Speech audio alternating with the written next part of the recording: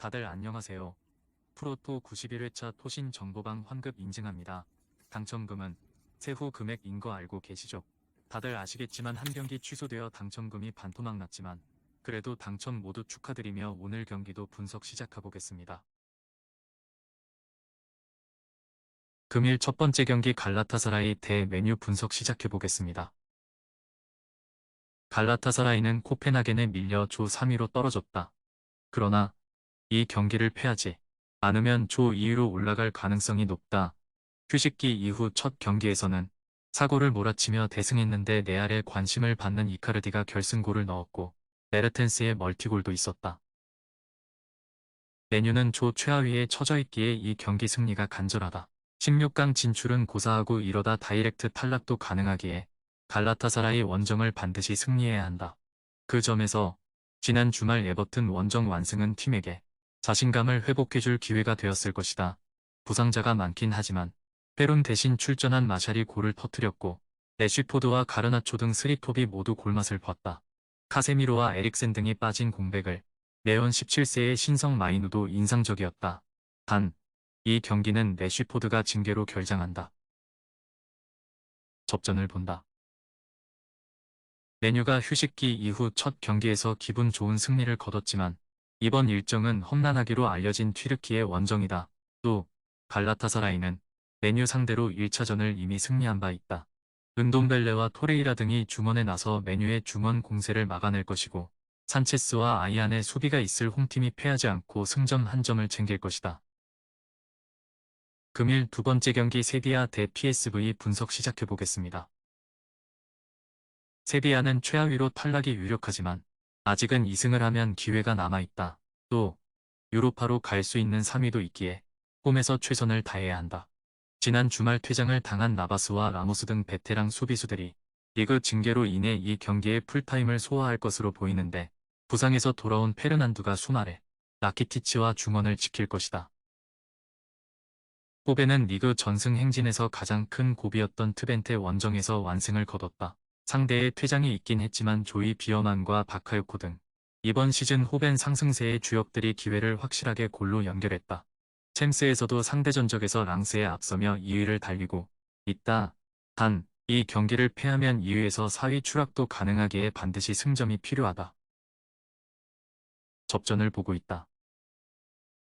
세비야는 부진하던 엔네시리가 결정력을 끌어올리며 최근 골이 나오고 있다. 그러나 오캄포스와 루케바키오, 야누자이 등 이선 지원은 불안하다. 쇼우텐과 비어만이 중원의 라인을 내리며 수비 라인 보호를 할 것이고 하말료와 테제, 데스트 등이 최종 수비를 지켜낼 호벤이 승점 한 점을 가져갈 것이다. 금일 세 번째 경기 바이에른 뮌헨 대 코펜하겐 분석 시작해보겠습니다. 뮌헨은 선수단의 수비 부상자가 많기에 이번 시즌 챔스에서 실점이 늘었다. 그러나 메뉴를 비롯한 상대팀을 모두 제압하며 4연승에 성공했고 챔스 16강행을 조기에 확정했다. 킹미히와 라이머 등 3선 자원들을 측면 수비로 돌리는 운영을 함에도 김민재와 우파메카노 등이 중앙을 책임지기에 강팀답게 결과는 내고 있다. 케인을 비롯해 사네와 코망, 그나브리 등 해결할 선수들은 많기에 화력으로 상대를 압도하고 있다. 코펜하겐은 메뉴를 잡고 조 2위로 올라섰다. 챔스 시작 이후 3경기에서 승점 한 점에 그치며 최하위였지만 메뉴전 승리가 컸다. 그러나 상대가 퇴장당하지 않았다면 패배가 유력했던 경기였다. 클라에손과 아슈리 등 주축 공격수들이 챔스 레벨 수비진을 넘어서는데 고전 중인 점이 크다. 이 경기에는 승점 한 점 추가를 위해 수비에 치중할 것으로 보인다. 뮌헨의 승리를 본다. 코펜하겐도 레라거와 곤살베스 등 중앙에서 상대의 공세를 막아낼 미드필더진이 있다. 그러나 원정 경기력이 떨어지는 데다 수비 라인 기복이 크다. 사네와 코망 등 분데스리가 최고의 이선이 가동되어 상대 수비를 공략할 것이고 케인이 해결할 뮌헨이 승리할 것이다. 금일 네 번째 경기 아스날 대 랑스 분석 시작해보겠습니다. 아스날은 이번 시즌 리그컵 16강에서 탈락했다. 그러나 지난 라운드에서 브렌트포드를 잡고 리그 선두로 올라온 것은 물론 챔스에서도 조 1위를 달리고 있다. 랑스 원정 패배가 있긴 하지만 세비야전 2연승을 비롯해 착실하게 승점을 따냈다. 부상자 이슈가 있었음에도 초반 성적을 잘 내고 있는데 이제는 제수스와 웨데가르트 등 부상자들도 돌아온 풀핏의 전력이다.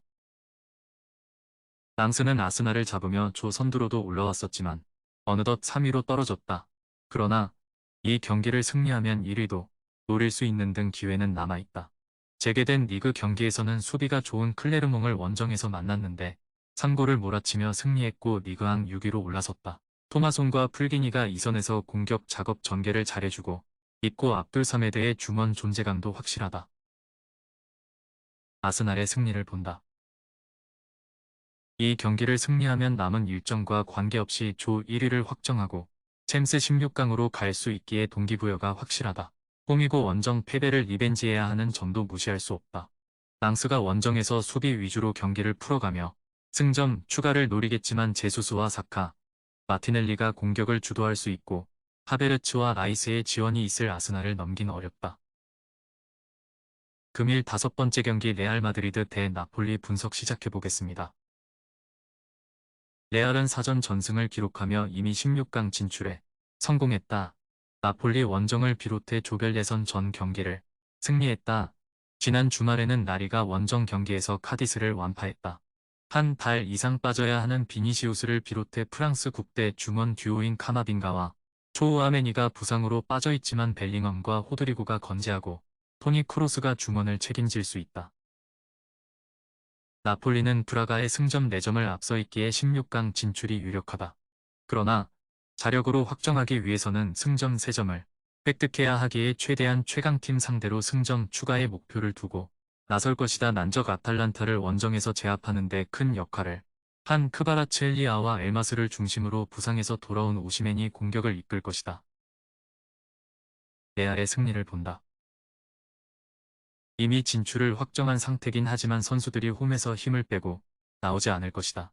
나폴리는 가르시아를 경질하며 베테랑 마차리를 감독으로 선임의 반등을 노리는데 두 경기만에 레알을 원정에서 만나는 건 큰 부담이다.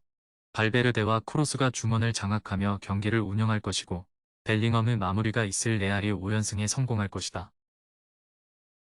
금일 6번째 경기 브라가 대 유니온 베를린 분석 시작해보겠습니다. 브라가는 레알과의 리턴 매치에서 승점 추가에 실패하며 3위로 추락했다. 그래도 아직은 산술적으로 나폴리 추격이 가능하기에 포기할 상황이 아니다. 우니온 상대로는 원정에서 이미 승리했기에 더 자신감 있는 운영도 가능하다. 포르투갈 대표팀 일정을 소화한 호르타를 중심으로 브루마와 반자 등이 경기 내내 홈에서 공격적으로 경기에 임할 것이다. 우니온은 휴식기 이후 재개된 경기에서도 홈의 2점을 살리지 못하며 무승부에 그쳤다. 폴란트의 종료 직전 골이 아니었다면 패배도 가능했는데 분데스리가 개막 이후 2승을 기록한 이후 10경기 넘게 승리가 없다. 포파나와 폴란트 등이 자리를 잡긴 했지만 기존 선수들과의 시너지는 아쉽다. 고센스와 유라노비치 등 좋은 공격력을 보유한 윙백들도 기대를 충족시키진 못하고 있다. 브라가의 승리를 본다. 우니온은 승점 1점으로 조 최하위에 처진 챔스를 신경 쓸 겨를이 없다. 리그에서 최하위로 강등 경쟁 중이기에 선택과 집중을 위해 이 경기에 로테이션을 돌릴 가능성도 높다. 비토로와 무티뉴 등 공격 작업을 잘하는 중앙 미드필더들이 경기 주도권을 팀에 제공할 것이고 호르타와 루이즈 등이 문전 침투로 해결할 브라가가 승리할 것이다. 토신 최종 조합은 영상 아래 고정 댓글로 말 걸어주시면 토신정보방에서 무료로 공유해드립니다. 제발 손해보면서 토토하지 말고 다같이 웃으면서 즐겁게 베팅합시다. 함께 하실 분들은 부담 갖지 마시고 편하게 말 걸어주세요.